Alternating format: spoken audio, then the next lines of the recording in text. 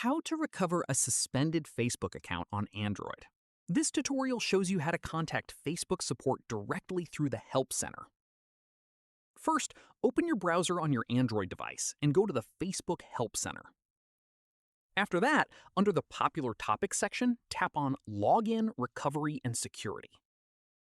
From there, scroll down and tap on My Facebook Account is Locked under the Learn More in Help Center section. At this point, once the page loads, scroll all the way down to the bottom until you see a Was This Helpful section. In the next step, tap No to indicate that the article didn't resolve your issue. Following this, a prompt will appear asking for a reason. Select Other from the options provided. Once done, a message box will appear where you can type out your situation directly to Facebook. From here, enter your email address and explain what happened clearly.